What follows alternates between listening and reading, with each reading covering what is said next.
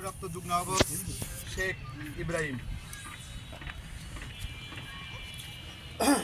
বিসমিল্লাহির রহমানির রহিম। শিক্ষক ও প্রগতি ছাত্র দলের মূলনীতি। তারুণ্যের প্রথম ভোট ধানের শীষের পক্ষে হোক। আজকে বক্তৃতার প্রথমেই আমি গভীর শ্রদ্ধার সাথে স্মরণ করছি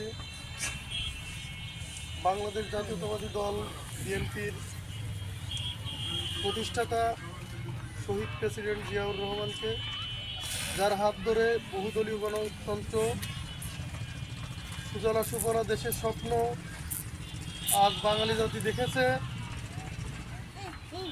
আজকে আমরা সবাই অবগত আছি যে আমরা একটা দুয়ার অনুষ্ঠানে সবাই এসেছি। এমন একজন মানুষের অসুস্থতার জন্য আমরা দুয়ার অনুষ্ঠানে এসেছি, যিনি এই বাংলার মহীয়সী নারী, আপসীন নেত্রী। এই পদবিগুলোর অনেক ব্যাখ্যা আছে, সময় সংক্ষেপের কারণে তার মতো মানুষ আমরা বাংলাদেশে আর পাবো কিনা, সব দলমত নির্বিশেষে তার জন্য সারা বাংলাদেশে দোয়া চলে। এখানে আমাদের আজকের এই দোয়া অনুষ্ঠানের সার্বিক সহযোগিতা করেছেন আমাদেরই প্রাণপ্রিয় বড় বোন, আমাদের কেন্দ্রীয় সংসদের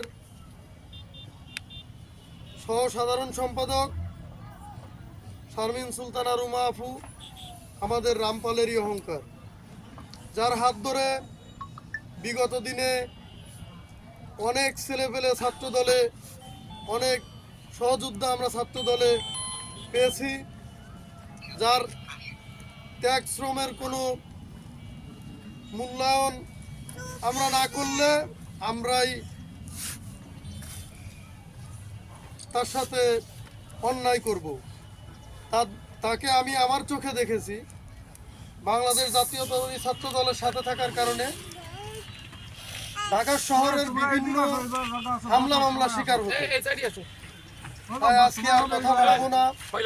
প্রিয় নেত্রী বেগম খালেদা জিয়া খুবই অসুস্থ, সবাই তার সম্পর্কে আমরা জানি। এ জায়গা আমার থেকেও অনেক মুরব্বী, সহযোদ্ধা সহ সংগঠনের সহযোদ্ধাবৃন্দ আমাদের মাঝে উপস্থিত আছেন এবং আমাদের মাদার সংগঠন বিএনপির অনেক নেতা উপস্থিত আছেন। এই দুয়ার অনুষ্ঠান থেকে বেগম খালেদা জিয়ার জন্য সবাই মন খুলে দোয়া করার জন্য বিশেষভাবে অনুরোধ করে আমি আমার সংক্ষিপ্ত বক্তব্য এখানে শেষ করছি।